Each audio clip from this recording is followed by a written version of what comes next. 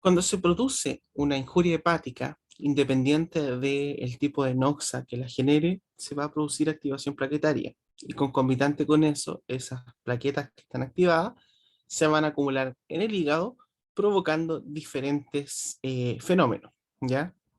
En este caso, por ejemplo, la serotonina se ha visto que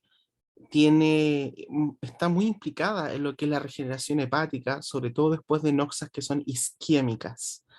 Pero a su vez, esta serotonina que es derivada de estas plaquetas, sobre todo esto demostrado en modelos experimentales de hepatitis viral, mostró que genera una disfunción microcirculatoria hepática en los sinusoides que conduce a un flujo reducido. Y también en otros estudios se demostró que esta serotonina produce un flujo sinusoidal bajo, mediado por la entrada de calcio inducida por esta misma serotonina, y también en las células endoteliales sinusoidales, y provocando también fosforilación de la cadena ligera de miosina, que es lo que lleva a la contracción fenestral, ¿ya? O también se ha visto que esta serotonina está implicada en activar las células estrelladas, probablemente por mecanismos de aumento del calcio intracelular que también llevan a generar daño. Por otro lado están las quimioquinas, ¿ya? Estas quimioquinas proinflamatorias como la CXCL4, que son liberadas por estas plaquetas activadas, juegan un rol importante en el reclutamiento de células inmunitarias al tejido intrahepático. También se ha visto, ¿cierto?, que estas plaquetas promueven la angiogénesis, ¿ya? Esta angiogénesis, ¿cierto?, promovida por el factor de crecimiento endotelio vascular y por el factor de crecimiento derivado de plaquetas. Y además, por el contrario, las plaquetas también tendrían un efecto positivo en la evolución fisiopatológica del daño hepático crónico, ¿ya? Aquí las plaquetas se han visto que tienen la capacidad de atenuar la progresión de la fibrosis hepática mediante la secreción del factor de crecimiento hepatocitario, de metaloproteinasas de matriz, sobre todo isoforma 9, y también del factor de crecimiento transformante beta.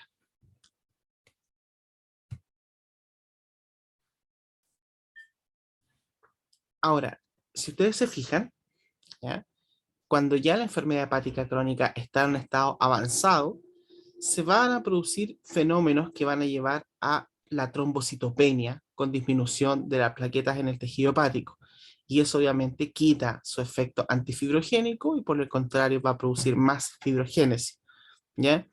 Por lo tanto, lo que nosotros vemos acá es que la hipertensión portal va a producir un hiperesplenismo, y ese hiperesplenismo con expansión del plasma va a llevar a aumentar el secuestro esplénico de plaquetas y por lo tanto un aumento de la destrucción, que es lo que explica la trombocitopenia. Pero a su vez también este daño hepático va a generar una supresión de la médula ósea y una disminución de la síntesis de trombopoyetina, ya por este parénquima hepático lesionado, y eso lleva también a disminuir la producción de plaquetas.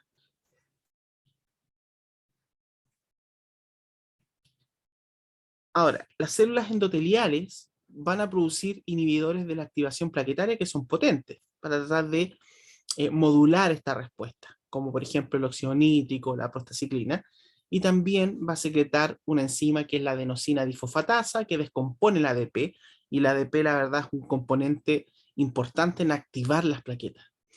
Cuando al contrario en el daño hepático se genera disfunción o daño endotelial, se va a generar y se van a depositar factores de adhesión plaquetaria a nivel de la superficie del endotelio sinusoidal y vascular también, ¿ya? Como por ejemplo el factor de von Willebrand, el colágeno, el fibrinógeno, y todo esto va a facilitar la adhesión y la activación de plaquetas al endotelio, ¿ya? Las plaquetas también tienen una función de influir en la fisiología de las células endoteliales sinusoidales, ¿ya? Por ejemplo, modula la producción de factores de crecimiento como la interleuquina 6, y además producen el factor de crecimiento transformante beta, que es el factor más potente que causa la transición desde el endotelio hacia un fenotipo de célula mesenquimatosa. Eh, Este es un ejemplo también de otro tipo de noxa, ¿ya? La estetopatitis no alcohólica o el NASH, ¿cierto? Que se asocia al síndrome metabólico, En el NASH lo que se ha visto es que existe una disfunción plaquetaria que va a resultar en una plaqueta que es hipercoagulable con una expresión aumentada de glicoproteína P2B3A. Y cuando se expresa mayormente esta glicoproteína, ¿cierto? Va a generar una resistencia a los estímulos antiagregantes como el óxido nítrico y las prostaglandinas y por lo tanto va a llevar a un fenotipo procoagulante.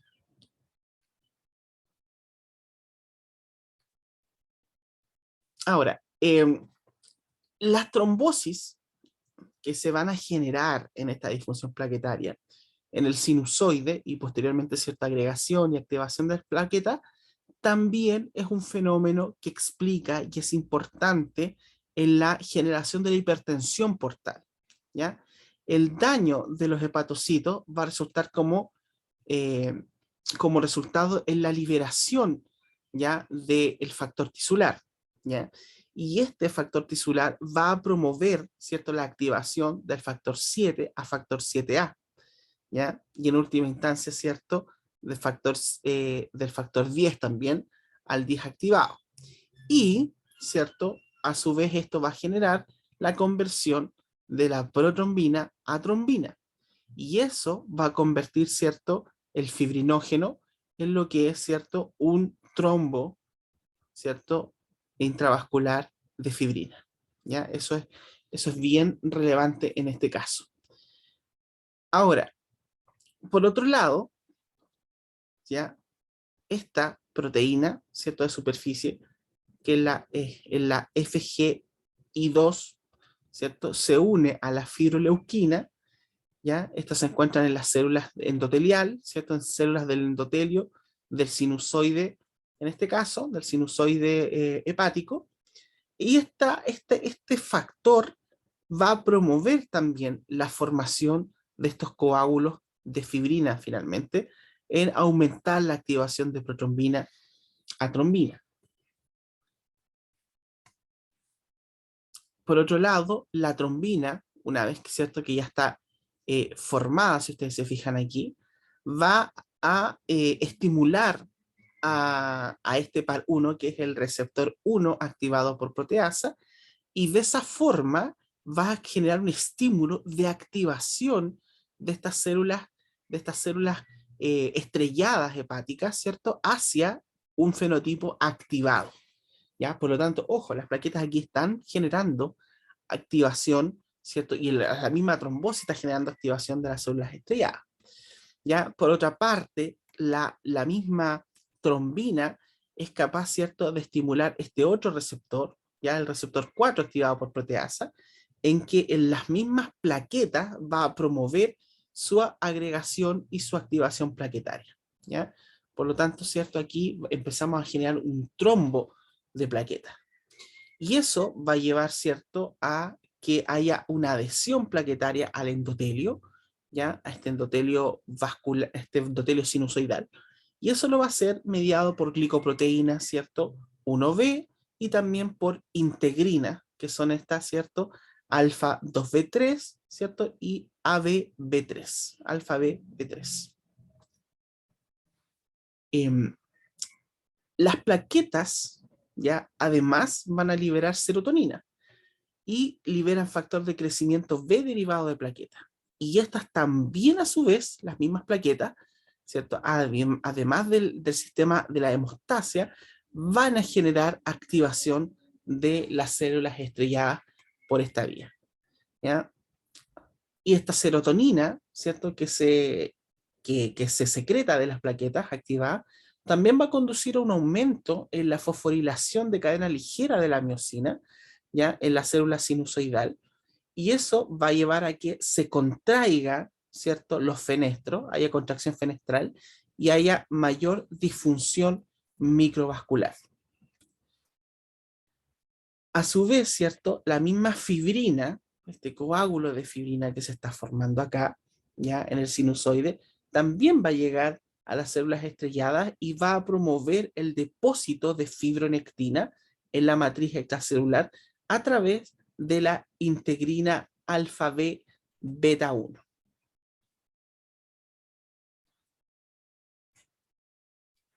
Hay un papel dual, esto ya lo vimos en la clase anterior presencial, un papel dual que tiene este factor, ¿cierto?, de crecimiento derivado del endotelio vascular, ¿ya? En lo que es la progresión de la enfermedad hepática crónica.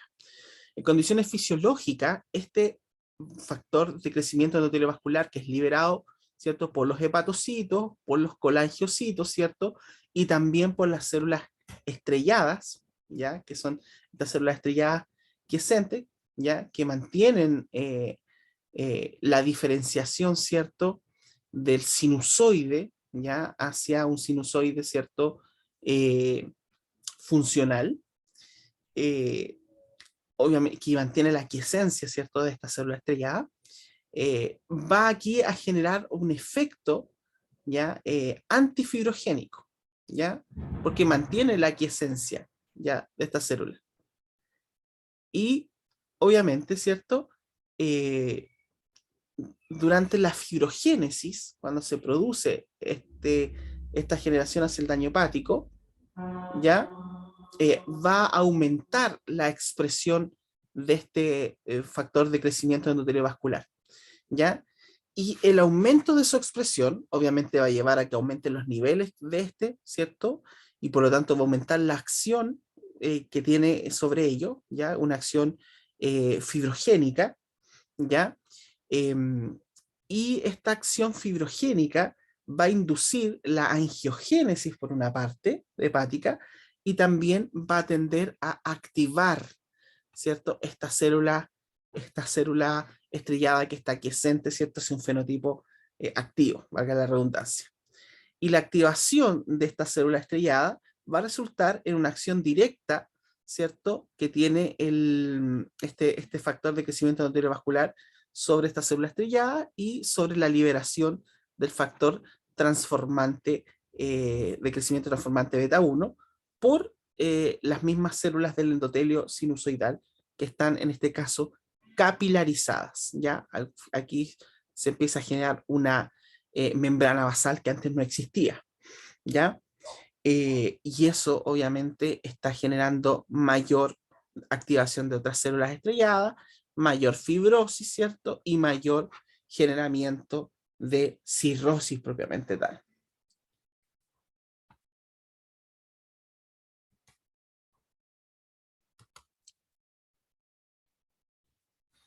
Ahora, respecto a qué cambios se producen en la vasculatura mesentérica en la hipertensión portal, podemos decir que existen varios fenómenos, ¿ya? Y esto obviamente es aparte de los fenómenos que ocurren en la vasculatura hepática, como vimos, ¿ya? La vasculatura mesentérica o esplácnica sí juega un rol clave en la hipertensión portal y que cada vez se ha dilucidado más. Incluso con el desarrollo de colaterales portosistémicas, la circulación esplácnica se mantiene en un estado hiperdinámico durante la hipertensión portal, ¿ya? Y en consecuencia, la hipertensión portal, eh, la presión portal permanece elevada debido a un aumento del flujo esplácnico al hígado, y eso en general es debido a niveles aumentados, ¿cierto?, en la expresión de la oxigonítrico sintetasa endotelial y en los niveles de producción de óxido nítrico. Em, También, ¿cierto?, tenemos una eh, vasodilatación esplácnica excesiva, ¿ya? A nivel de este lecho, que está mediado, ¿cierto?, por lo que yo les dije, esta superproducción de óxido nítrico, ¿ya? Y por lo tanto vamos a tener un aumento del flujo hepático, ¿ya?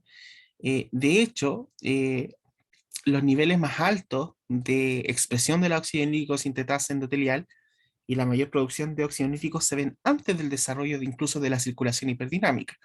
Y aquí se ha visto que el factor de crecimiento de endotelio vascular es un mediador importante en activar esta óxido nítrico sintetasa. En la hipertensión portal también se ha visto que hay una sobreproducción del óxido nítrico, ya por una vía que es dependiente del AKT, que conduce a una fosforilación del óxido nítrico sintetasa endotelial, que es una forma activa de esta enzima, y eso va a generar una mayor actividad de esta enzima que produce óxido nítrico, y eso conduce a una sobreproducción de óxido nítrico en la vasculatura mesentérica. También se ha visto mayor conversión de angiotensina 2, ¿cierto?, a angiotensina 1,7 vía la enzima convertidora de angiotensina, y una activación subsecuente mayor del receptor MAS que está involucrado en estas vías. Y otros mecanismos por los que se produce vasodilatación esplácnica en la cirrosis hepática son las vías a través del monóxido de carbono, de las prostaciclinas, de los endocannabinoides, de la adrenomedulina y también del factor hiperpolarizante derivado del endotelio. Sí, hay más. Y lo que también se ha visto es que hay un adelgazamiento arterial con hipocontractilidad del músculo erizo. Y eso promueve una fisiología desordenada de la vasculatura mesentérica en la hipertensión portal, ¿ya? También en todo esto se ha visto que el sistema nervioso simpático se ha relacionado con esta hipocontractilidad mesentérica, ¿ya? Y con el desarrollo de un síndrome circulatorio hiperdinámico y la hipertensión portal. Y esto se deriva en el fondo de estudios en modelos murinos, ¿ya? Donde se ha visto que hay atrofia e incluso regresión del nervio simpático mesentérico. Y ahí se plantea en el fondo que estas funciones neuronales que están deterioradas también se asociarían con una menor liberación del neuropéptido I, ya que el neuropéptido I, no sé si recuerdan en fisiología, pero es un neurotransmisor que tiene un efecto como potente vasoconstrictor, ¿ya? Y que se produce directamente del sistema nervioso simpático, ¿ya? Por lo tanto, todo esto lleva a que la vasculatura mesentérica tenga un fenotipo hiperdinámico e hipocontráctil en la cirrosis hepática. Y aquí, ¿cierto? Uno puede ver, ¿cierto?, en este esquema que existe en general en el hígado cirrótico una mayor tendencia, ¿cierto?, eh, a que los vasoconstrictores, ¿cierto?, tengan un mayor efecto. Aquí, ¿cierto?, esto es al revés, debería ser así, ¿ya? Tienen un mayor efecto, ¿cierto?, en general en el hígado, propiamente tal, que los vasodilatadores. Y eso lleva, ¿cierto?, al aumento de la hipertensión portal, pero existe, ¿cierto?, una mayor tendencia al desequilibrio hacia los vasodilatadores en relación a los vasoconstrictores en lo que es la vasculatura esplácnica, ¿ya? Y eso explica el estado también hiperdinámico de esta. Ahora, hay estudios experimentales que han mostrado que la inmunidad también tiene un efecto bien importante a este nivel. Los macrófagos hepáticos, ¿cierto? Las células de Kupffer facilitan la fibrosis hepática y la angiogénesis patológica. Y por el contrario, la inhibición, ¿cierto?, de esta infiltración de macrófagos se ha visto que reduce en estudios experimentales los eventos patológicos. Ya también se demostró que hay una interacción directa de los macrófagos con las células endoteliales, y eso sugiere que hay una relación de señalización paracrina, ¿cierto?, tanto entre las células endoteliales y los macrófagos, ¿ya? Lo que sí se ve que las células endoteliales expresan varios receptores de quimioquinas y moléculas de adhesión para una variedad importante de poblaciones de células inmunitarias residentes, y estas células endoteliales también regulan la función y los fenotipos de las células inmunitarias en general, como por ejemplo eh, ayudar en la diferenciación de las células T o en la polarización de los macrófagos, ¿ya? Ahora, lo que sí es que la hipertensión portal, ¿ya?, cualquiera sea la noxa, que la vaya a producir a largo plazo, sí se asocia a disfunción de las células endoteliales, y eso afecta obviamente de forma secundaria a las células inmunitarias, ¿ya? Por lo tanto, eso tiene harta relevancia a este nivel. Ahora, se desconoce respecto a los vasos linfáticos, ¿ya? El papel que tengan en el hígado en particular, sobre todo en la patología, pero sí se ha visto, ¿cierto?, que hay un aumento de los vasos linfáticos en los procesos de fibrosis hepática, pero también en la hipertensión portal idiopática y en el carcinoma hepatocelular, ¿ya?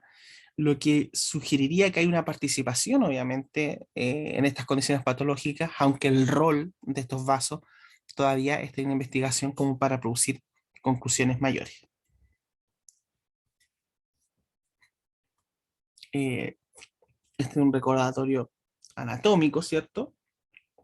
Entonces los voy a dejar de tarea, ¿ya? Como para no extender tanto la clase, ¿ya? Pero igual tienen que recordar, en el fondo, la circulación hepática, ¿ya? Eso también es pregunta típica de las pasantías prácticas. Ahora, cuando nosotros tenemos paciente con cirrosis hepática, tenemos dos consecuencias de esta, hablando ¿cierto? En términos globales, ¿ya? Y eso también se los expresé en la primera clase, ¿ya? La cirrosis hepática, ¿cierto? Apunta a un concepto que es de tipo más morfológico, ¿ya? Que tiene que ver, ¿cierto? Con el daño estructural del hígado, con la fibrogenia, pero este daño se puede condecir o no condecir con que haya una falla en la función de los hepatocitos, ya en la función hepática. Cuando existe, ¿cierto?, alteración en la función hepática, vamos a tener efectivamente insuficiencia hepática. Obviamente que en el hígado cirrótico estamos hablando de la insuficiencia hepática crónica, que es distinto, ¿cierto?, a la clínica de la insuficiencia hepática aguda. Y la cirrosis hepática, a medida que avanza, ¿cierto?, por los mecanismos que ya vimos, va a generar hipertensión portal como complicación mayor. Por lo tanto, estas son las dos mayores complicaciones. Y esto lo podemos evaluar en un paciente desde el punto de vista semiológico, ¿ya? Así que ustedes ahí tienen que ir relacionando esta clase con lo que ustedes van viendo en semiología. Ahora, la cirrosis hepática la vamos a diferenciar si está compensada o descompensada en un paciente, ¿ya? Está compensada, ¿cierto? Si es que no tiene complicaciones mayores del daño hepático. Por lo tanto, la presencia de varices gastroesofágicas en un paciente con cirrosis hepática igual puede estar compensada, ¿ya? Es distinto si estas varices se complican, pero el paciente que tiene una cirrosis hepática compensada puede, como también no puede, tener varices gastroesofágicas, ¿ya? La descompensada es cuando ya tenemos alteraciones, ¿ya?, que clínicamente están hablando de un estado avanzado de la cirrosis y que ya obviamente no ha podido compensar con sus mecanismos basales, ¿ya? Y esto es la presencia de ascitis, cuando el paciente tiene varices y está sangrado, cuando el paciente presenta ictericia o cuando el paciente presenta encefalopatía. Y es muy importante diferenciar un paciente si está descompensado o no, porque fíjense bien aquí en esta curva de sobrevida, ¿ya? ¿Cierto? Aquí en el pasar de los meses. Fíjense que hay una diferencia, pero enorme, de sobrevida entre los pacientes que tienen cirrosis compensada versus los que no la tienen. ¿Ya? Fíjense que los que no la tienen, la diferencia, ¿cierto? Ya al año es muy importante. ¿Ya? La sobrevida compensada, de hecho, a los 12 años, ¿ya? De hecho, la sobrevida de la cirrosis compensada es importante ya a los 12 años, y en promedio, ¿cierto?, llegan a eso, más de una década. Pero en el caso de los pacientes con cirrosis descompensada, la sobrevida nos va más allá de los 2 años, ¿ya? Así que ojo con eso, hay mucha diferencia en el pronóstico. Ahora, en términos de la insuficiencia hepática propiamente tal, esta la vamos a ver y evaluar, ¿cierto?, en que aumenta la bilirrubina, ¿cierto? Vamos a tener un déficit de factores de coagulación, un déficit en la síntesis de albúmina, un déficit en la depuración de xenobióticos, en la excreción de sales biliares y una alteración importante en el metabolismo de carbohidratos, que esto es más importante en la insuficiencia hepática aguda, ¿ya? O en la aguda sobrecrónica. Ahora, como tarea, ustedes tienen que saber cuáles son los hallazgos semiológicos de cada una de estas alteraciones. O sea, cada uno de estos eventos va a generar un hallazgo clínico en el paciente que ustedes lo tienen, ¿cierto?, que correlacionar. Ahora, el hígado, ¿cierto?, como recordatorio, tiene una irrigación, ¿cierto?, que es un 80% más, ¿cierto?, de su irrigación proviene directamente de la vena porta, pero un 25, ¿cierto? Hasta un 30% del flujo va a provenir de su irrigación, ¿cierto? Desde la arteria hepática, ¿ya? Que tiene obviamente mayor saturación de oxígeno. El flujo sanguíneo hepático más o menos es de 1500 mililitros por minuto, o sea, equivale casi al 25% del gasto cardíaco, ¿ya? Y esto tiende a mantenerse constante, no es algo que nosotros podamos estar modificando, ¿ya? Y la sangre arterial como venosa, en este caso, se va a mezclar a nivel de los sinusoides hepáticos. Y posteriormente, ¿cierto?, van a drenar por las venas hepáticas hacia la vena cava inferior.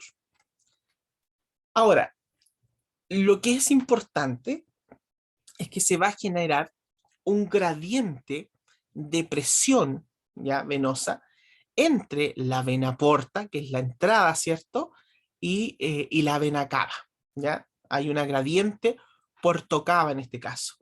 Y que la gradiente, esa gradiente, en términos fisiológicos, ¿ya? Va entre 1 a 5 milímetros de mercurio.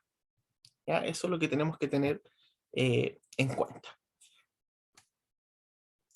La hipertensión portal, ¿cierto? La vamos a definir como un síndrome que es frecuente y es caracterizado por aumento patológico de la presión hidrostática en el territorio venoso portal, ¿ya? Y eso se va a traducir en que el gradiente de presión portal, ¿cierto? Portocava, está sobre los 5 milímetros de mercurio, ¿ya? Y eso es importante. En general, cuando este gradiente de presión portal sobrepasa los 10 milímetros de mercurio es cuando empiezan a aparecer las complicaciones, ¿cierto? Entre 10 a 12 milímetros de mercurio. Sobre 10 en la literatura se plantea que el paciente desarrolla varices esofágicas y sobre los 12 milímetros de mercurio esas varices esofágicas tienen riesgo de sangrado. Y también sobre esos 12 milímetros de mercurio se está generando la ascitis. Ahora, como trastorno, ¿cierto?, de presión portal, la hipertensión portal puede conceptualizarse utilizando la derivación hidráulica de la ley de Ohm, ¿cierto?, que está compuesta por variables que ustedes recordarán que son fundamentales en lo que es la biología vascular básica, ¿ya? Y eso plantea que en todo sistema vascular, el gradiente de presión de perfusión entre dos extremos de un vaso va a depender del flujo sanguíneo y de la resistencia que se opone a ese flujo. En este caso, el factor más importante es la resistencia vascular, ¿ya? La resistencia vascular. Y esa resistencia vascular, ¿cierto? Es un factor bien importante, ¿ya? Porque tiene que ver con el calibre del vaso, ¿ya? Por lo tanto, está mediado por el calibre o el radio del vaso. O sea, el aumento, en este caso, de la resistencia venosa hepática a nivel de la resistencia vascular hepática a nivel de los sinusoides. Y esto se daba, si ustedes recuerdan, por activación de las células que tienen capacidad contráctil, ¿cierto? Que son las células trilladas y los miofibroblastos, por un desequilibrio, ¿cierto?, entre los estímulos vasoconstrictores como estímulos alfa-adrenérgicos y vasodilatadores con menor producción de óxido nítrico, y también menos importante, la alteración en la arquitectura vascular hepática, pero que también contribuye a la resistencia.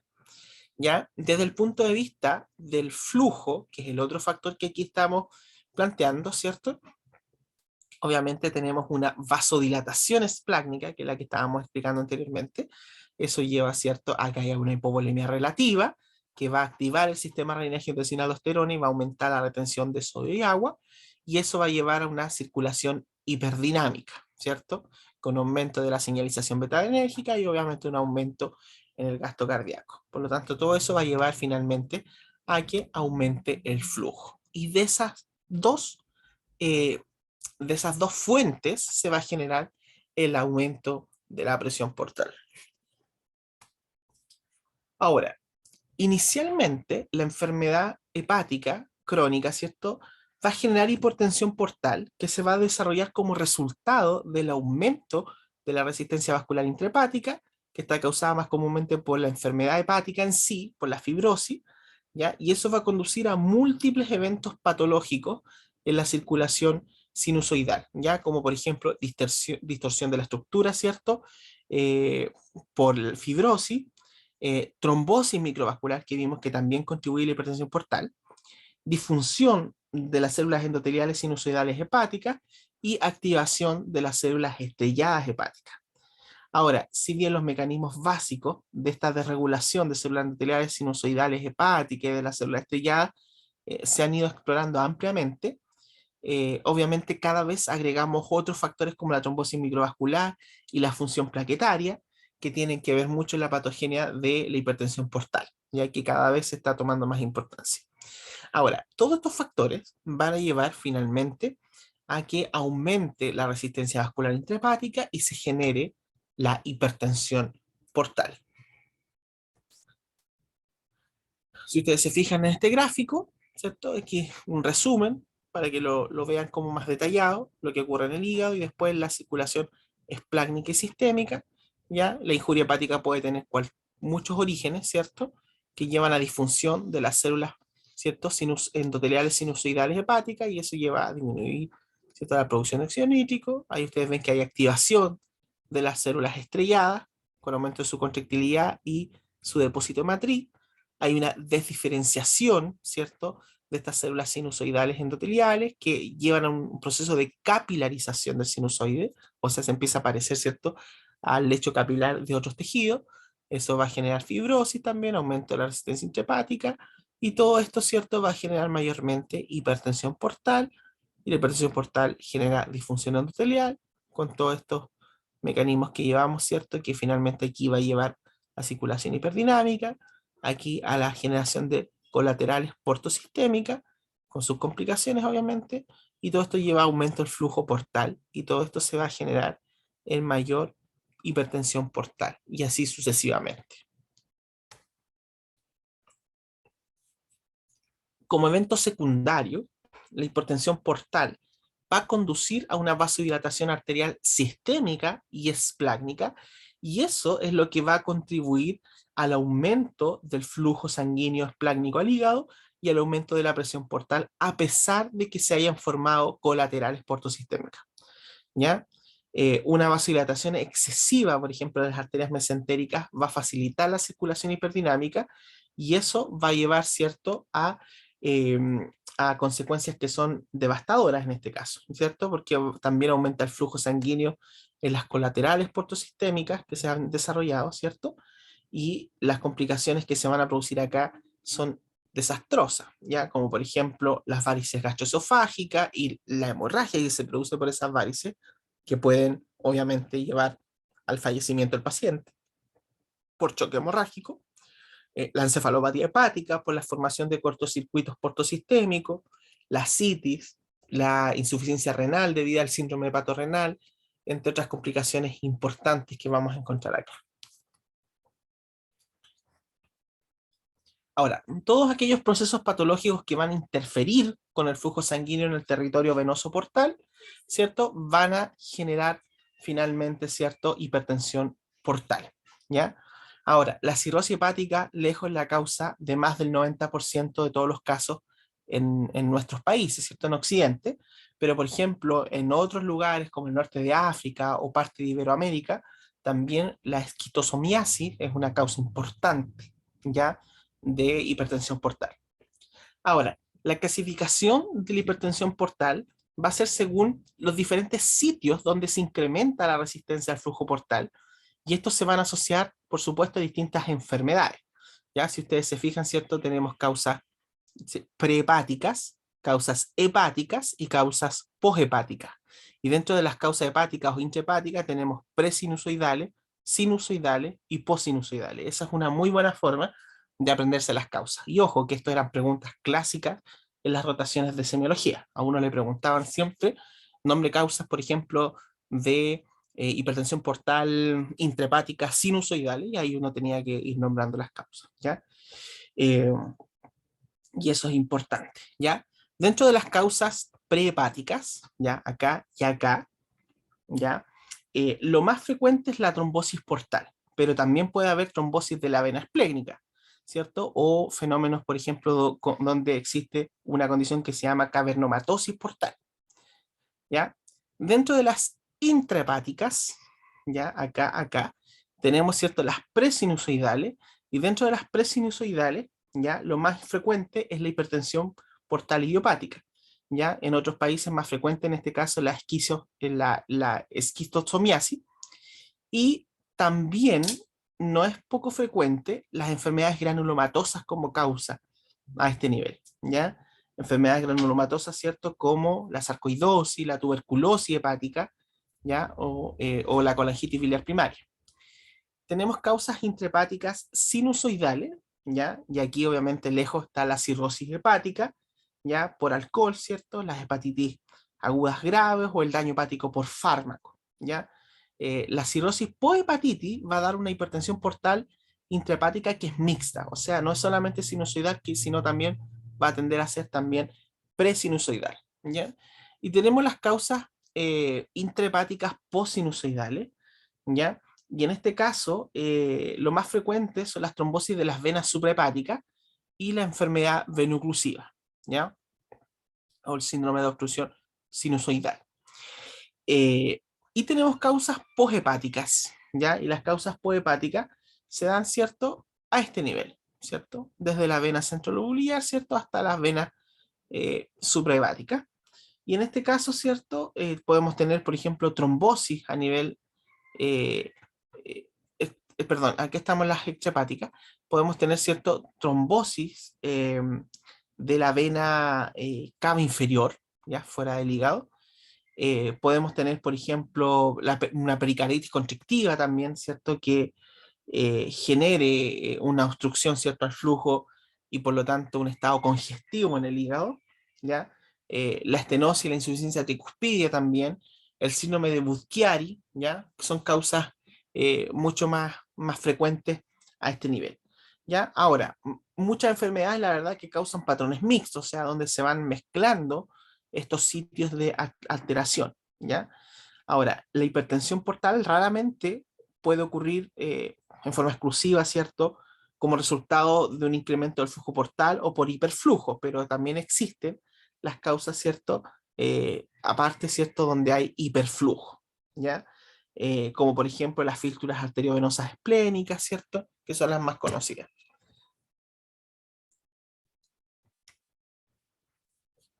Y aquí tenemos un gráfico, ¿cierto? De lo que es la circulación colateral, ¿cierto? Portosistémica.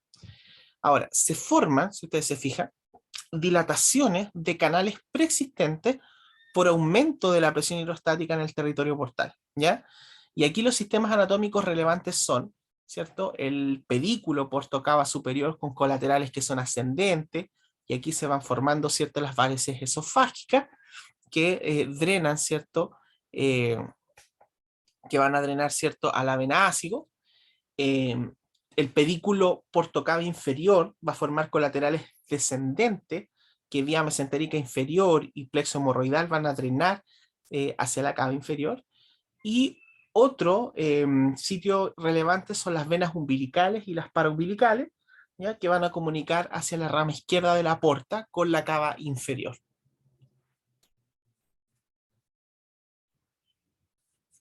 Ahora, la hipertensión portal, ¿cierto? Tiene complicaciones importantes, ¿ya? De hecho, la hipertensión portal en sí es una complicación inevitable de lo que es la cirrosis hepática y a su vez va a ser responsable de complicaciones que son más graves todavía, ¿cierto? E incluso letales, como la hemorragia digestiva alta, ¿cierto? Por las varices gastroesofágicas. Ojo que en este caso, ¿cierto? El 50% es por úlceras gástricas, por isquemia relativa, ¿cierto? Y congestión de la mucosa gástrica que se produce en el contexto de la hipertensión portal, la encefalopatía hepática, la citis, el síndrome hepatorrenal, ¿ya? Ahora, la mayoría de las complicaciones van a derivar, ¿cierto?, de, este, de, este, de esta hipertensión portal, porque hay un aumento de la resistencia vascular intrahepática, ¿cierto?, portal, colateral, y hay un aumento del flujo sanguíneo que dijimos, ¿cierto?, que llega al hígado y aumenta básicamente por la vasodilatación esplácnica, por la vasodilatación sistémica y también por la hipervolemia al paciente. Pero estas complicaciones en general son las más graves, causan mortalidad y su ocurrencia es la primera causa de muertes en el paciente cirrótico, ¿ya? Y son indicación de trasplante hepático.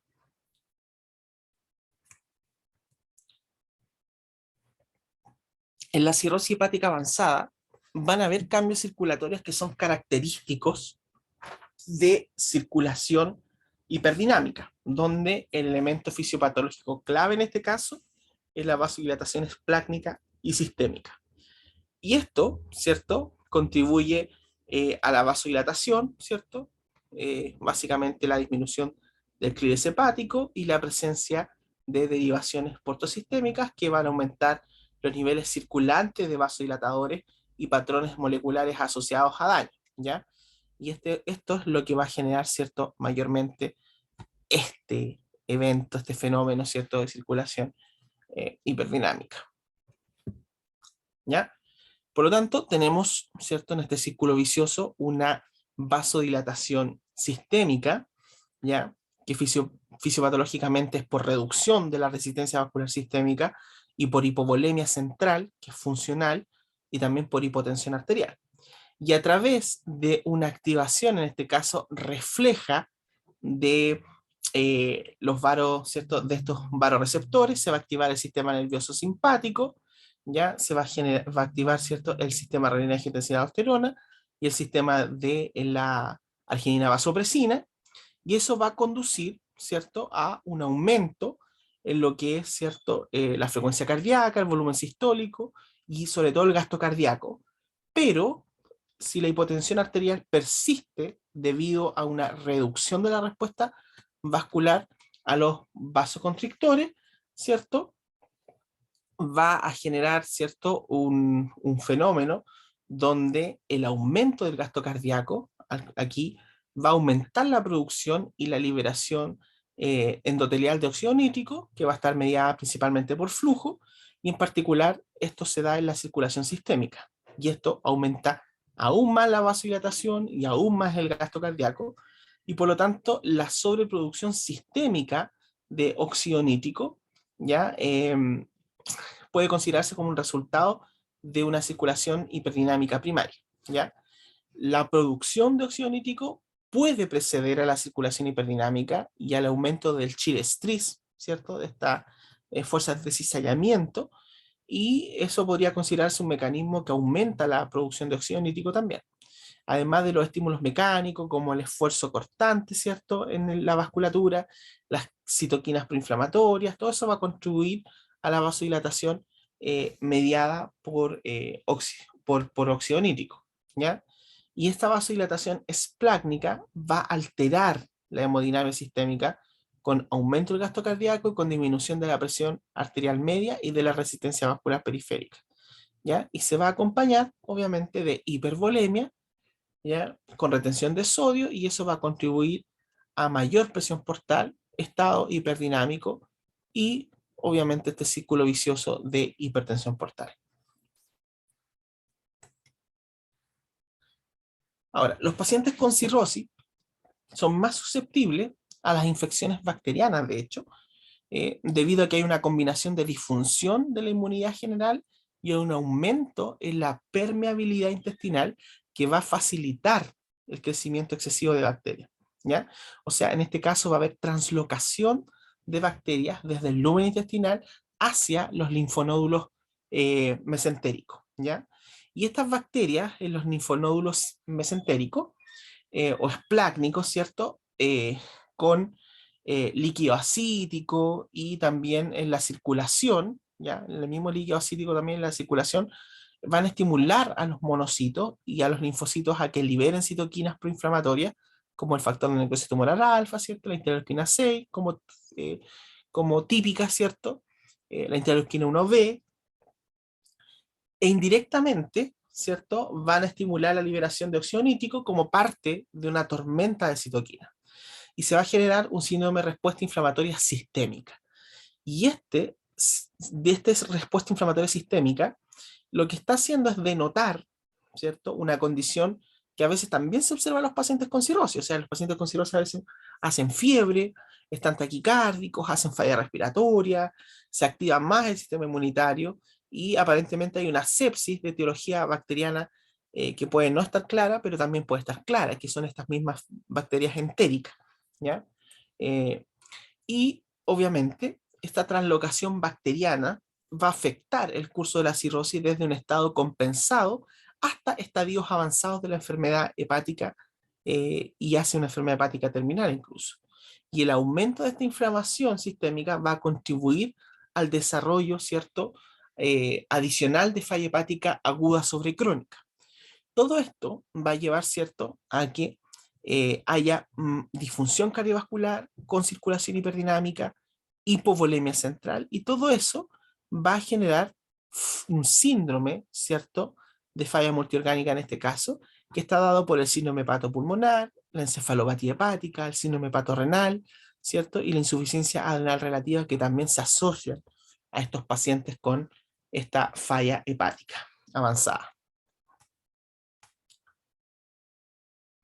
Dentro de las complicaciones, las varices esofágicas y las varices gástricas eh, se generan de colaterales portosistémicas, ¿cierto? Y de hecho son la generación de portosistémicas de colaterales más importantes que tenemos, las más relevantes en la hipertensión portal, porque son responsables de una de las complicaciones más graves que existen acá, que es la hemorragia digestiva aguda masiva, ¿ya? Por estas varices esofágicas. Ahora, junto con el aumento, ¿cierto?, de, eh, de la presión portal, se van a desarrollar, ¿cierto?, estas varices y van a tener siempre un riesgo de hemorragia. Y este riesgo de hemorragia está estrechamente relacionado con la presencia de hipertensión portal clínicamente significativa. O sea, cuando la gradiente de presión hepática venosa, ¿cierto?, es mayor a los 12 milímetros de mercurio. ¿Ya? Acuérdense ustedes que el nivel de presión portal, ¿cierto?, nos va a dar una información sobre el pronóstico si es que la podemos medir. Existen técnicas para medirla, pero que se escapan al objetivo de esta clase. Y el riesgo de sangrado por esas varices esofagogástricas tiene relación, ¿cierto?, con el gradiente que uno mide, ¿ya? Ahora, la aparición en general, como habíamos dicho, es con gradientes de presión, ¿cierto?, sobre los 10 a los 12 milímetros de mercurio, y categóricamente sobre los 12 hay riesgo de hemorragia por estas varices. Ahora, las varices esofágicas y las gástricas, ¿cierto?, se forman por la conjunción de varios factores, tanto anatómicos, físicos y fisiológicos, ¿ya? El concepto tradicional antes era que se desarrollaban por la apertura y la dilatación de vasos que ya existían en sitios de conexión, ¿cierto?, embrionaria entre la circulación portal y la circulación sistémica, debido en sí al aumento de la presión portal.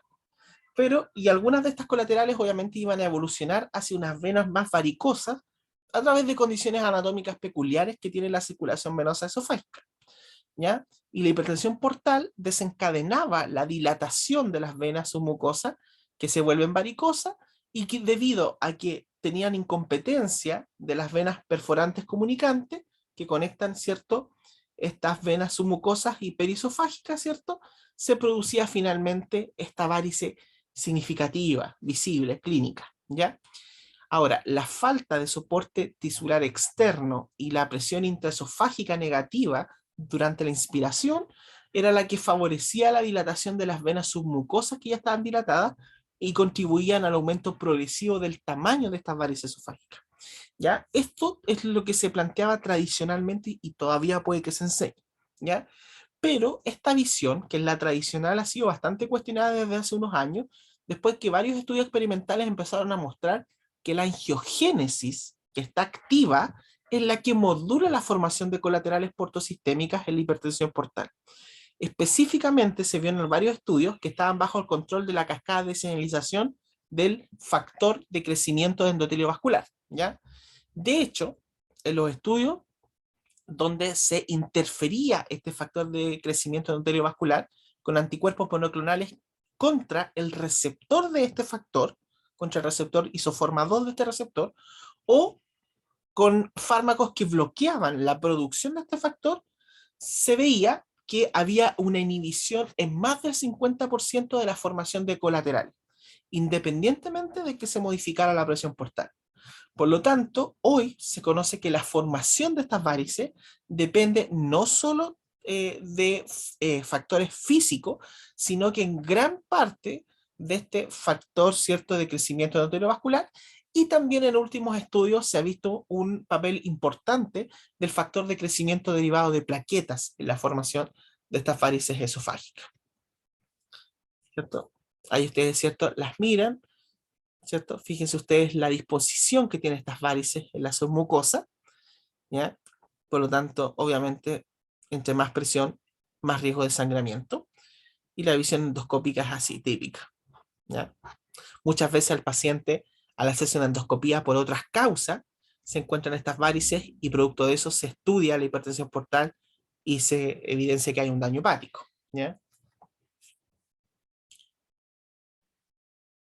Ahora, respecto a la complicación de esta, fíjense ustedes ahí en esta fotografía de una endoscopía digestiva.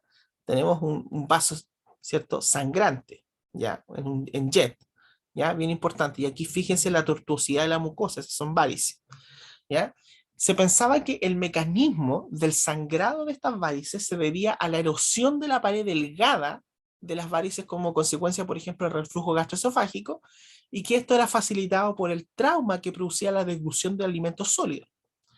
Pero esta hipótesis ha sido abandonada desde hace ya casi 30 años, la verdad. Ya no es tan nuevo, porque no hay evidencia objetiva que la pudiera apoyar. Es lógica, pero no es clínicamente, eh, no es sustentable por la evidencia en estudios fisiológicos o patológicos, ¿ya?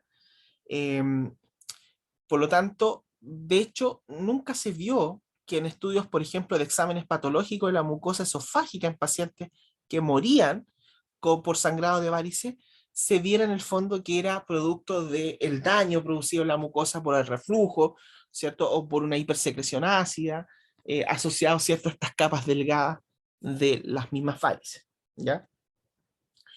Todo esto fue en el fondo en el tiempo sustituyendo por lo que llamamos en fisiopatología la teoría de la explosión, ¿ya? Y que lo que propone es que las varices sangran debido a la ruptura de las paredes delgadas causadas por un esfuerzo de tensión más allá del límite elástico del vaso, ¿ya? De hecho, de acuerdo con la ley de Laplace, ¿cierto? La tensión de la pared varicosa, ¿ya? Se va a definir, ¿cierto? Mediante esta ecuación, donde aquí nosotros vemos que depende, ¿cierto?, de la presión intravaricial, ¿cierto?, que está determinada por el aumento de la presión portal. Aquí tenemos la presión, ¿cierto?, que es la presión de la luz esofágica, y va a depender también del radio de la varice y también del grosor que tiene la pared de la varice. Por lo tanto, la tensión, ¿cierto?, de la pared aumenta con el aumento de la presión portal, y este efecto se multiplica por el aumento del tamaño de la varice y la disminución del grosor de la pared de la varice. Y esto explica el valor pronóstico de los factores de riesgo de las varices, ¿ya? Por ejemplo, en la clasificación Child-Pugh, una clase C, ¿cierto?, se va a correlacionar bien con una presión portal más alta, ¿ya? Por tanto, el tamaño grande de las varices va a implicar un mayor diámetro, y los signos endoscópicos de, por ejemplo, el color rojo, probablemente reflejan áreas de disminución del grosor de la pared de las varices. Ahora, finalmente, la presión luminal esofágica es más baja que la presión intraabdominal y se vuelve negativa durante la inspiración, que esto junto con una falta de soporte tisular externo explican por qué las varices esofágicas tienen más probabilidades de sangrar que otras colaterales portosistémicas, pero no se producen exclusivamente por ese motivo, ¿ya? Por lo tanto, la teoría que exclusivamente de la erosión, ¿cierto?, y la hipersecreción gástrica, ya no va más.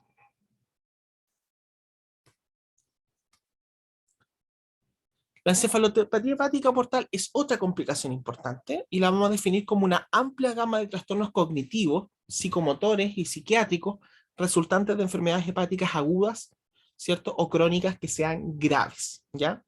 Es un trastorno fundamentalmente funcional del sistema nervioso central que está provocado por la incapacidad que tiene el hígado para metabolizar sustancias neurotóxicas, la mayoría obviamente procedentes del intestino, ¿ya? La aparición de encefalopatía hepática en un paciente con cirrosis va a presagiar lamentablemente un mal pronóstico con un impacto negativo en la calidad de vida y en la sobrevida, ¿ya? Y la etiología en general puede ser por insuficiencia hepatocelular, que puede ser una hepatitis fulminante, ¿cierto? Eh, o también, ¿cierto?, por una derivación portosistémica, ¿ya? Eh, por lo tanto, obedece a causas funcionales y anatómicas, ¿cierto?, del hígado. Está asociada entonces a la insuficiencia hepática y a la hipertensión portal, ¿ya? Aquí nosotros vamos a tener algunos ejes para clasificarla y que van a definir el tipo de encefalopatía hepática, ¿ya? Este va a depender de la enfermedad subyacente, ¿ya? Donde si es secundaria a una insuficiencia hepática aguda, va a ser una encefalopatía hepática tipo A. Si es secundaria a una derivación o un bypass portosistémico exclusivamente, es tipo B. Y si se debe a la cirrosis hepática, en la mayoría de los casos, ¿cierto?, es tipo C, ¿ya? De acuerdo al curso temporal, ¿ya?, va a ser, ¿cierto?, episódica, recurrente o persistente, y dependiendo también de ese mismo curso temporal o presentación, ¿cierto?, va a ser espontánea o precipitada, ¿ya? De acuerdo al grado, ¿cierto?, vamos a tener 4 tipos de grados, ¿cierto? Grado 1, grado 2, grado 3, grado 4, ¿cierto?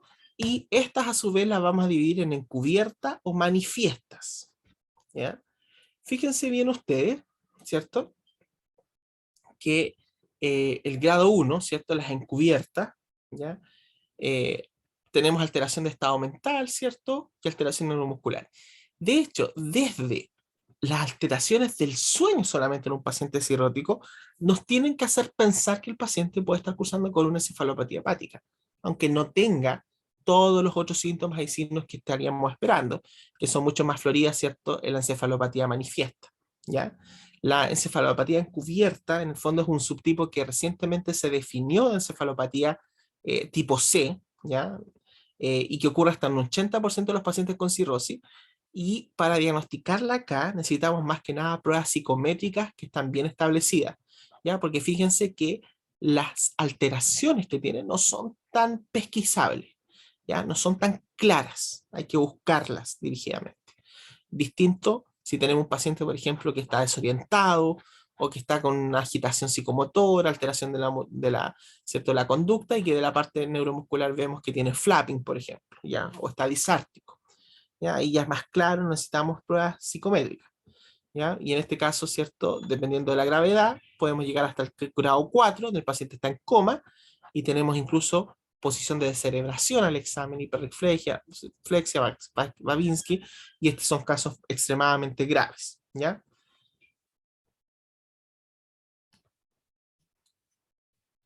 En la encefalopatía portal ocurren fenómenos que se dan en el tejido cerebral, y eso es lo que lo explica, ¿cierto? En las células de la glía, ya en las células gliales, la característica neuropatológica cardinal de la encefalopatía hepática en el paciente con cirrosis es una alteración morfológica que es característica, conocida como astrocitosis de Alzheimer tipo 2, que es la que vemos en esta fotografía, donde las células astrogliales, o sea, los mismos astrocitos, van a manifestar palidez nuclear, hinchazón y marginación de su patrón de cromatina, ¿ya? Y el segundo tipo de células gliales, que son las células de la microglía, también están comúnmente implicadas en la encefalopatía hepática del cirrótico, y en este caso se activan.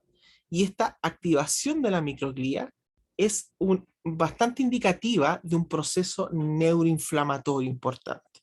Todo esto va a llevar al empeoramiento también de esta encefalopatía hepática e incrementar su mortalidad, ¿ya?, de forma importante. Pero no solamente en el tejido glial van a ocurrir alteraciones, sino que en las neuronas también se ven afectadas en la encefalopatía hepática, ¿ya? Puede haber, ¿cierto?, perfectamente muerte neuronal, aunque esto es menos común en la encefalopatía hepática, ¿ya?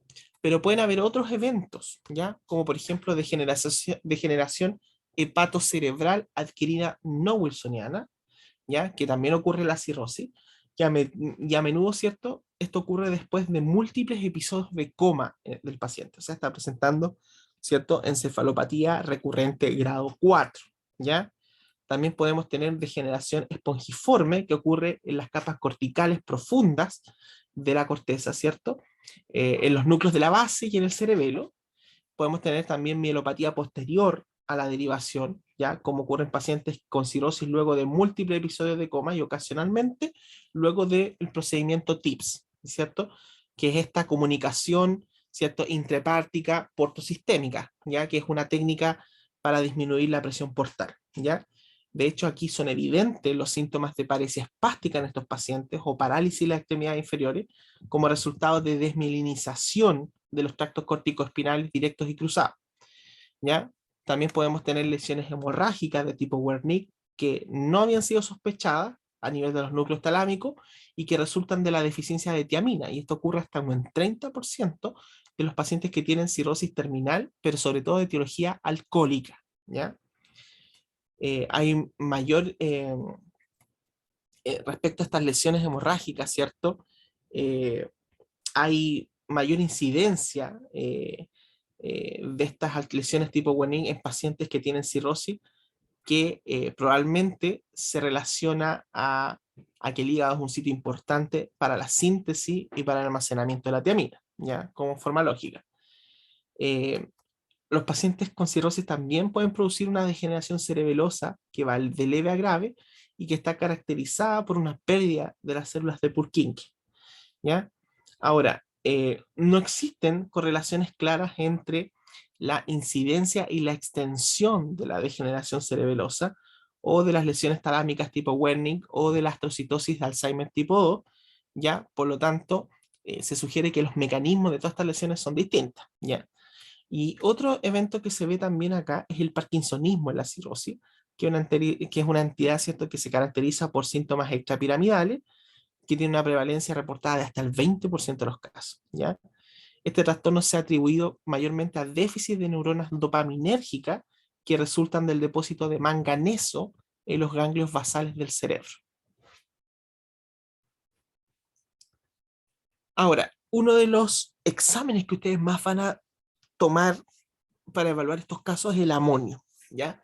Y el amonio fisiopatológicamente sí tiene mucha correlación, ¿ya?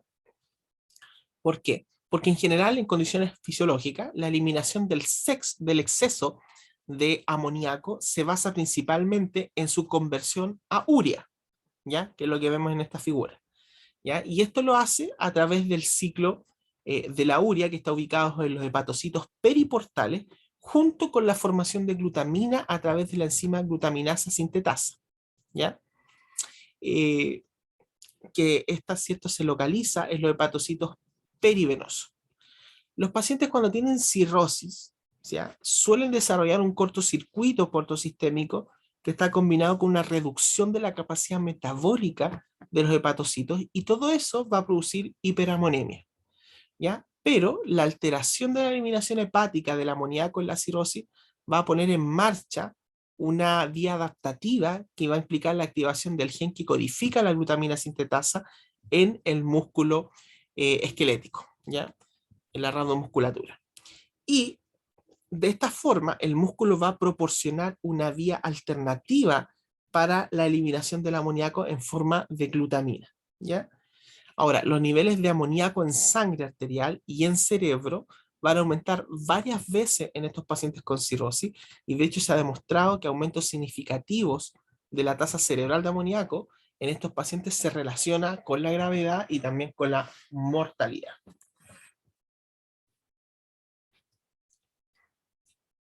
Ahora, lo que se sabe también es que las concentraciones de amoníaco aumentadas en el cerebro, en el caso de la insuficiencia hepática aguda, ¿cierto?, y en la crónica, ejercen efectos directos sobre la neurotransmisión, tanto inhibitoria como excitatoria, ¿ya?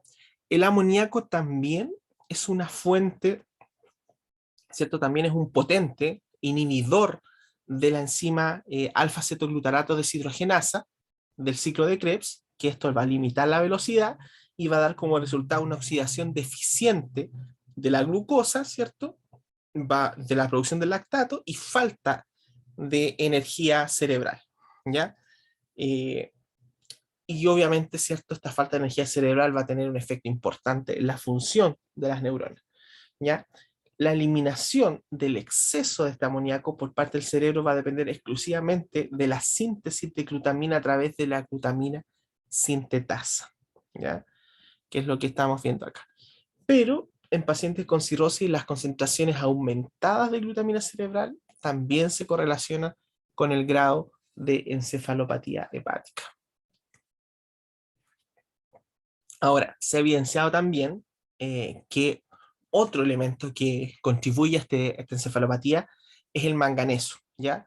Y se ha visto que hay elevación de las concentraciones de manganeso en sangre y el líquido cefalorraquídeo de los pacientes cirróticos. ¿Y dónde se ve esto? En las neuroimágenes, en que se exhiben hiperintensidad, ¿cierto? De esta señal de resonancia que son características a nivel de los ganglios basales, ¿ya?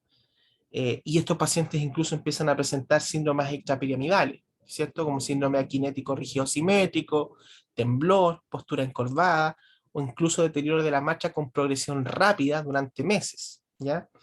Por lo tanto, aquí lo que sí se ha visto desde el punto de vista experimental es que los núcleos de la base tienen alteraciones de las proteínas dopaminérgicas y patrones de metabolitos característicos de enfermedad de Parkinson, en este caso por depósito de manganeso, ¿ya? Por lo tanto, tenemos muchos factores que están contribuyendo de forma importante en la encefalopatía hepática, ¿ya? Como disfunción, ¿cierto? También de la barrera hematoencefálica, acuérdense ustedes, las alteraciones a nivel del tejido glial, ¿cierto? De los astrocitos y de la microglía, ¿ya? Eh, este déficit, ¿cierto? Nutricional hacia el cerebro por esta interferencia del amoníaco, por ejemplo, etcétera, etcétera, ¿ya?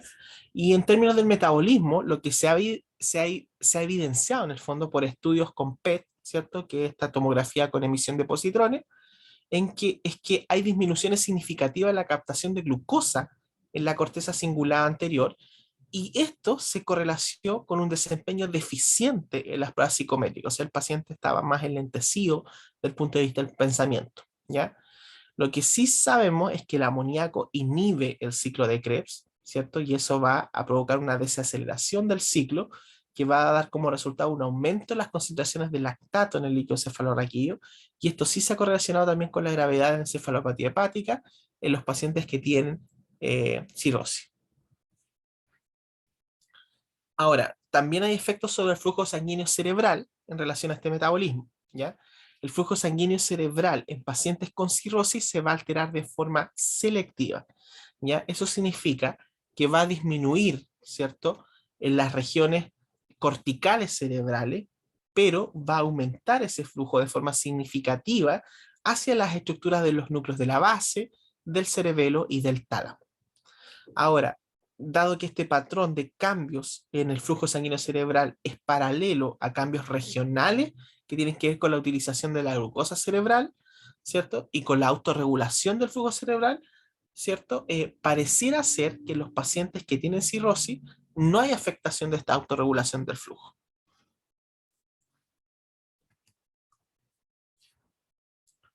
Ahora, también tenemos ¿cierto? Neurotransmisión inhibitoria en estos casos, ¿ya? La activación de la transmisión GABAérgica, ¿cierto? O sea, hay un aumento del tono GABAérgico de forma excesiva, ¿ya? Está implicada en esta encefalopatía hepática y sobre todo con los síntomas que ustedes van a ir encontrando en lentecimiento, hasta cierta alteración de conciencia, sopor, coma incluso, ¿ya? El complejo, ¿cierto?, de receptor GABA tiene una serie de sitios moduladores alostéricos que son objetivos, por ejemplo, de las benzodiazepinas, ¿cierto?, y de neuroesteroides, ¿ya? Y la ocupación de estos sitios por sus ligandos agonistas, ¿ya? Como por ejemplo eh, el mismo GABA, va a dar como resultado una magnificación de la señal, ¿cierto? eh, de este complejo GABA. Va a dar ¿cómo se llama? Una alteración de este tono, ¿ya? Una señal que va a ser magnificada y con respuesta de neuroinhibición, ¿ya? Por ejemplo, lo que se ha visto, ¿cierto?, en estos casos, es que la alopregnanolona, ¿ya? Es un neuroesteroide modulador de este complejo GABA y por tanto es un activador de la neurotransmisión GABAérgica y obviamente al encontrarse en concentraciones aumentadas aumenta la activación de este complejo y eso se ha visto, ¿cierto?, involucrado en, en aumentar, ¿cierto?, este tono GABAérgico en los pacientes que tienen cirrosis descompensada. Por lo tanto, en la patogenia se van a combinar neurotoxinas, ¿cierto? Alteraciones de los astrocitos, alteraciones de la neurotransmisión, ¿ya? Etcétera, etcétera. Tenemos, ¿cierto?, que en este caso, ¿cierto?, en la enfermedad renal crónica o en los CHAN portosistémicos, vamos a tener acumulación, ¿cierto?, estas sustancias tóxicas en el cerebro, ¿ya? Y dentro de estas neurotoxinas, ¿cierto?, también tenemos las benzodiazepinas naturales, falsos neurotransmisores como la octopamina, ¿ya? Que tienen alteración en sus concentraciones plasmáticas en términos de ácidos, aminoácidos aromáticos y ramificados. Y todo eso, ¿cierto?, va a llevar a alteraciones, por ejemplo, en los astrocitos, donde van a producir captación de iones y de neurotransmisores. El glutamato, ¿cierto? Y el amonio va a tener ¿cómo se llama?, una función importante en relación a la glutamina, van a determinar excitabilidad neuronal, ¿cierto? Etcétera, etcétera. Hay alteración en la neurotransmisión GABAérgica, pero también en la glutamatérgica y en la dopaminérgica. Y no hay que olvidarse que siempre está la inflamación ahí dando vuelta. La inflamación sistémica es común en la cirrosis y cuando hay un síndrome de respuesta inflamatoria sistémica es un predictor de encefalopatía hepática en el paciente cirrótico, ¿ya?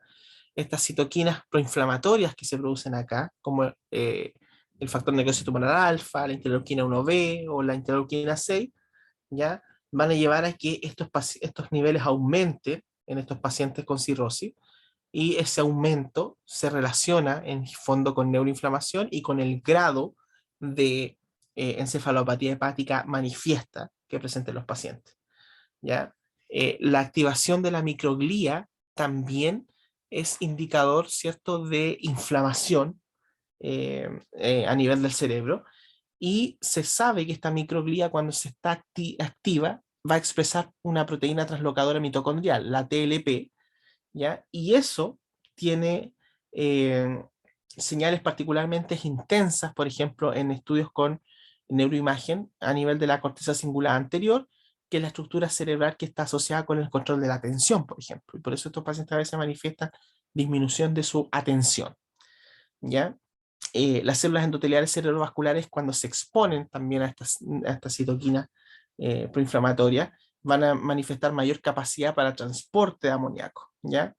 Y las células astrogliales que están expuestas, ¿cierto?, al amoníaco y a las citoquinas proinflamatorias, también van a mostrar una mayor expresión de genes que están implicados en la encefalopatía hepática. Por lo tanto, esto tiende a ser, en el fondo, un círculo vicioso, ¿ya? Acuérdense ustedes también que aquí está involucrado, ¿cierto?, el manganeso, aparte del amoníaco, ¿cierto?, el estrés nitrosativo, el estrés oxidativo, ¿ya? Etcétera, etcétera. Hay formación de mercaptanos también, que es lo que da, ¿cierto?, el fétor hepático, ¿ya? Si ustedes lo recuerdan en semiología. Ahora, los factores más importantes en la patogenia de esta encefalopatía portal, ya sea solo o combinado, son la disfunción hepatocelular avanzada y el cortocircuito hepático o extrahepático de la sangre venosa portal, ¿ya?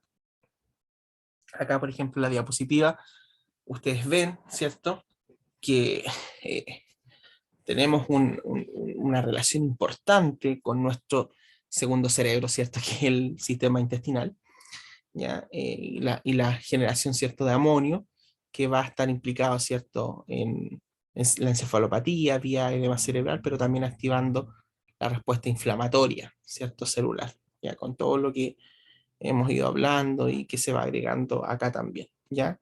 Como consecuencia, ¿cierto?, de todos estos trastornos, hay una serie de productos tóxicos que son absorbidos en el intestino y que finalmente no van a ser detoxificados en el hígado y van a ocasionar alteraciones metabólicas a nivel del sistema nervioso central.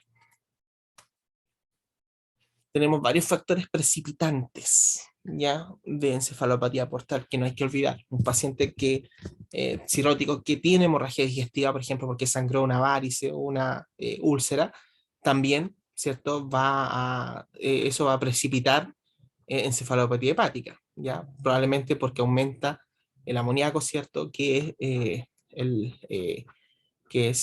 está digiriendo, ¿cierto?, desde la sangre. Las infecciones también son una causa muy frecuente de encefalopatía hepática, ¿ya? La insuficiencia renal, la alcalosis metabólica, la hipocalemia, sedantes, la constipación.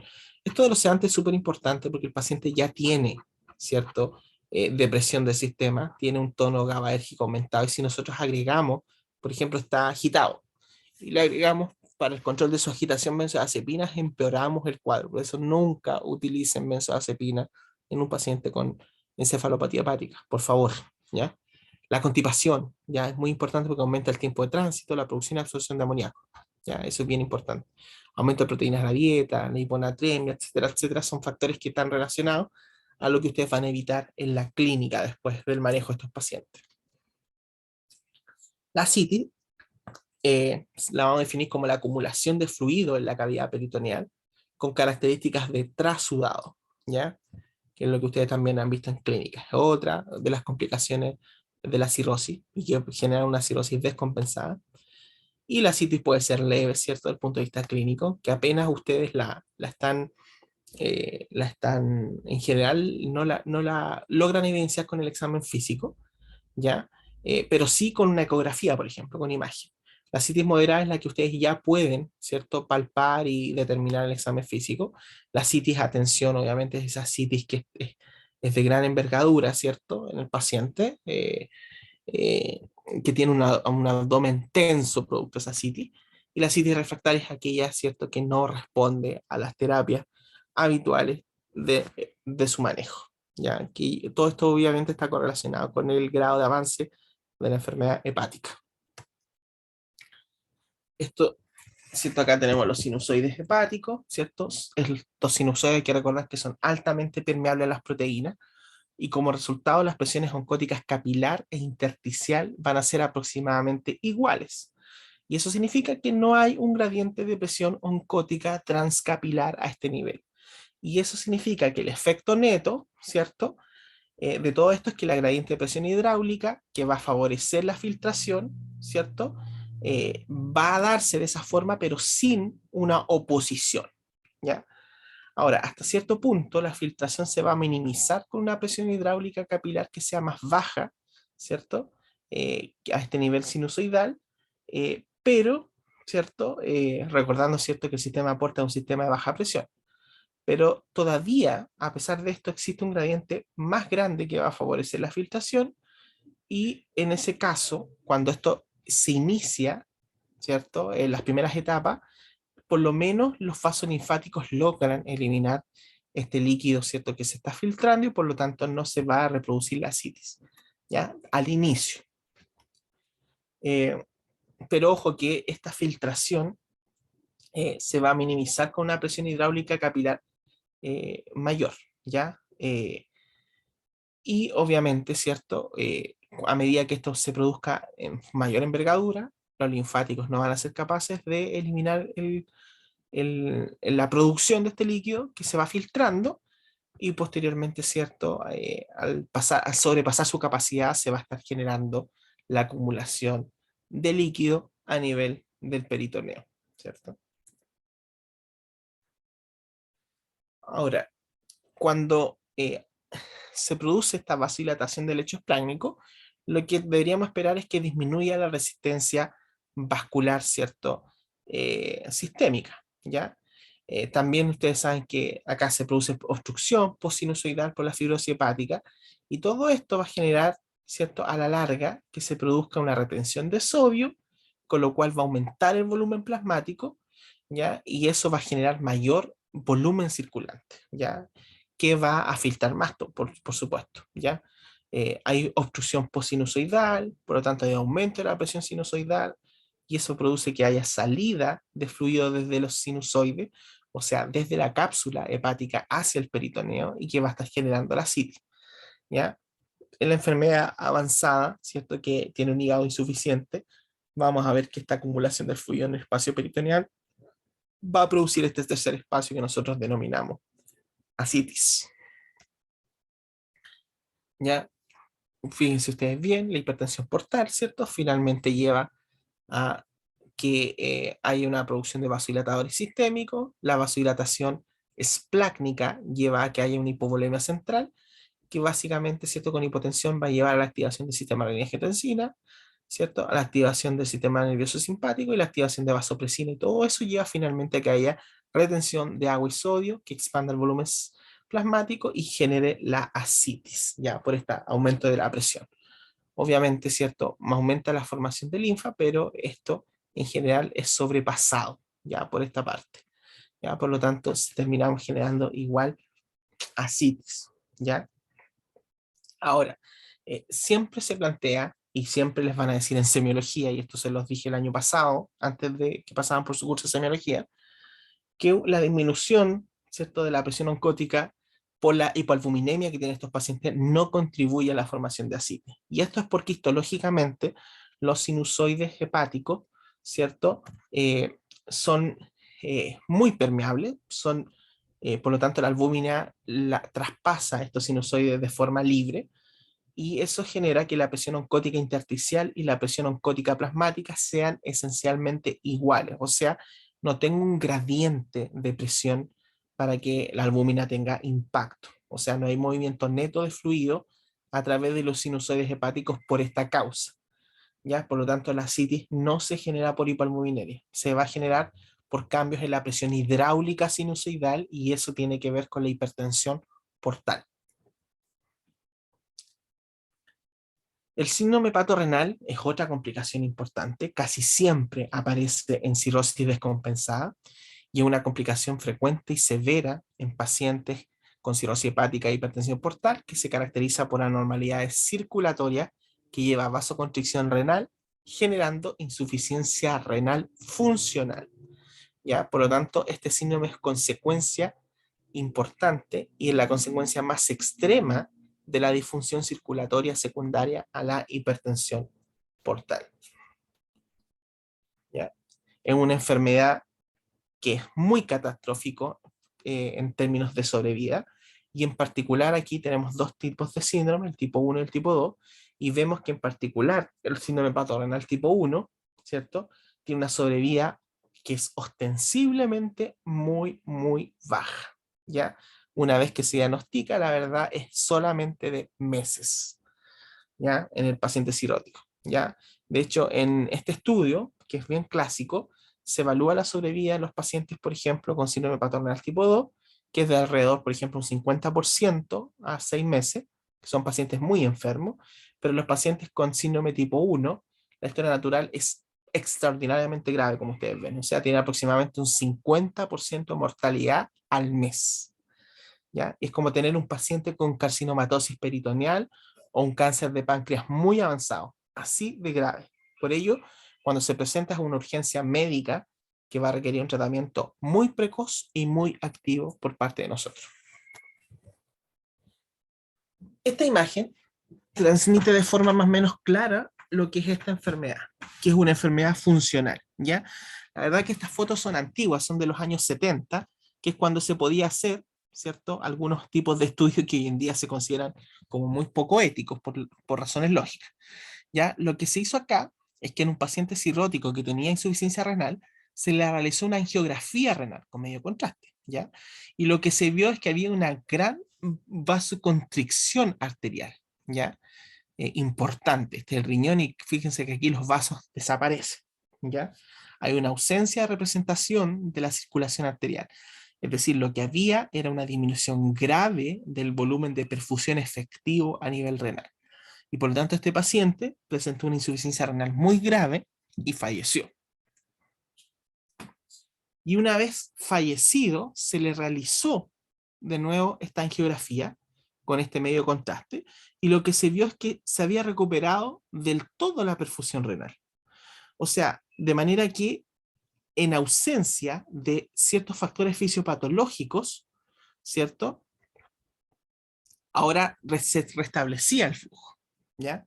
Por lo tanto, esto era consecuencia de un desarrollo progresivo y un aumento en la disfunción circulatoria producto de la hipertensión portal en el riñón, ¿cierto?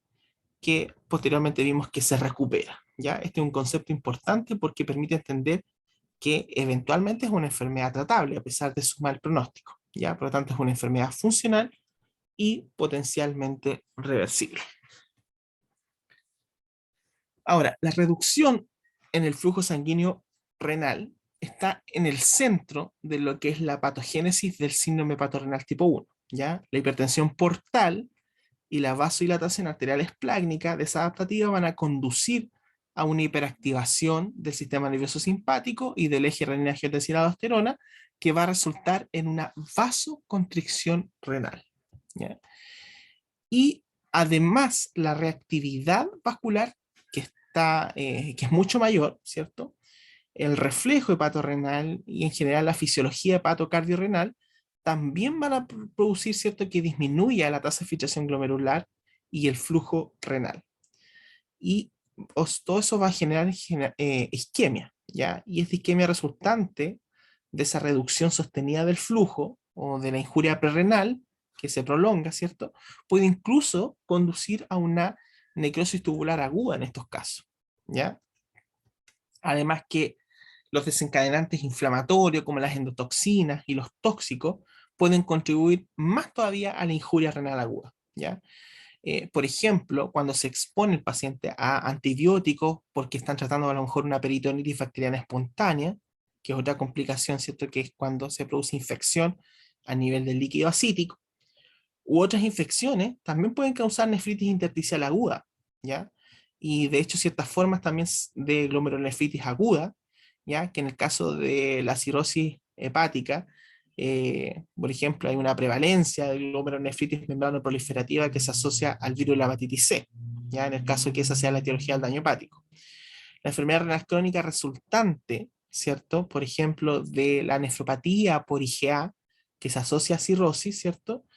O un hepato renal tipo 2 también pueden coexistir con una insuficiencia renal aguda, ya propiamente tal.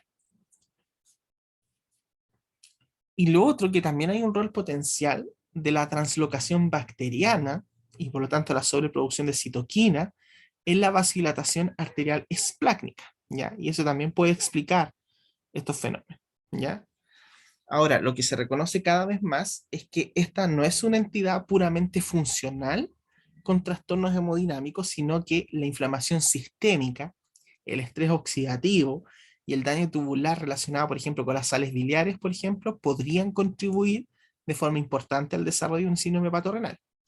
Es decir, el síndrome hepatorenal, ¿cierto?, tiene un componente estructural adicional que no solo haría que los criterios diagnósticos tradicionales, los que nosotros nos basamos, fuera menos confiable, sino que explica también que, el por qué hay falta o fallas en el tratamiento farmacológico con vasoconstrictores, más albúmina cuando sean estos pacientes, que se correlacionan en que ésta siga progresando en términos de inflamación y la patología no revierta.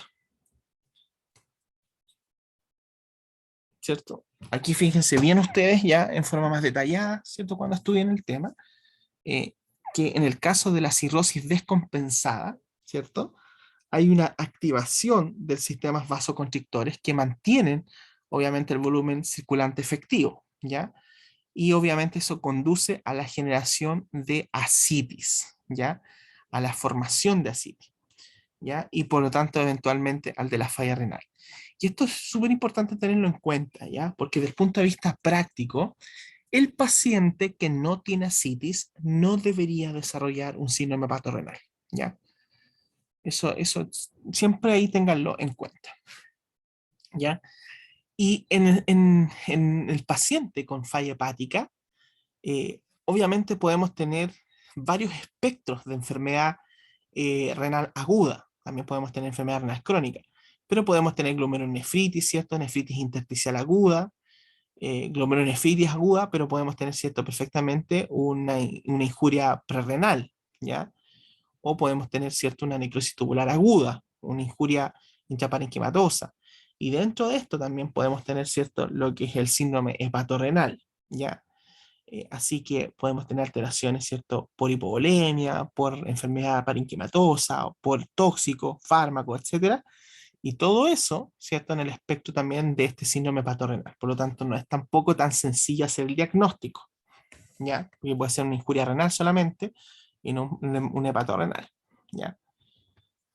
Eh, por lo tanto, ¿cierto? Fíjense bien que en el paciente, ¿cierto?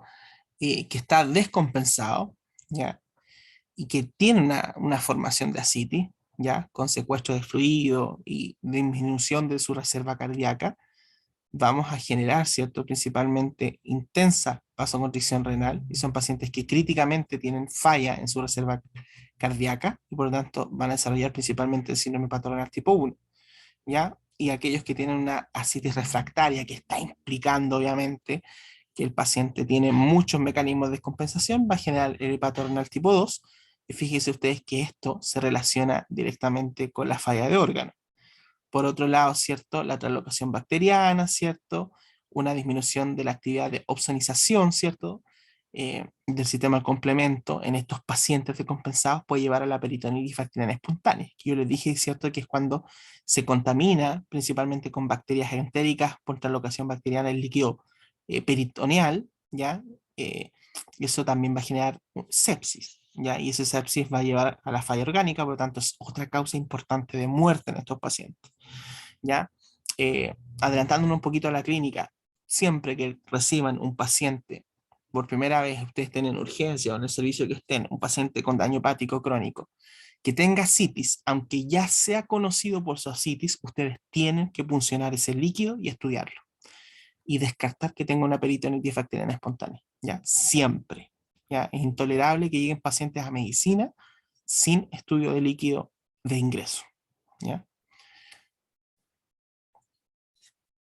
Esta clasificación ustedes la van a tener que manejar muy bien, ojalá de memoria, la verdad, ¿ya?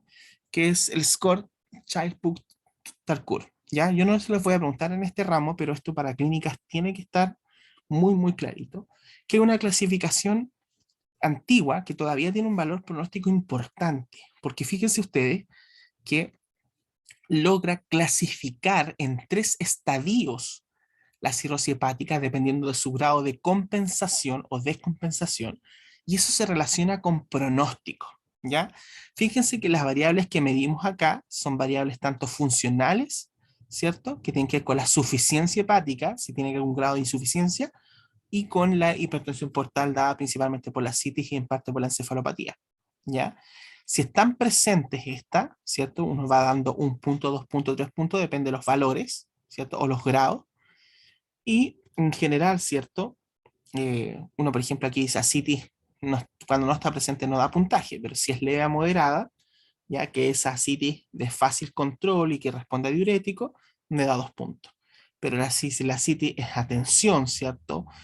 O es refractario, o sea que es difícil controlarla con tratamiento, obviamente nos da 3 puntos al tiro, ¿ya? El INR también aquí, o el tiempo de protrombina o el INR, ¿cierto? Mayor de 50, que en este caso, ¿cierto?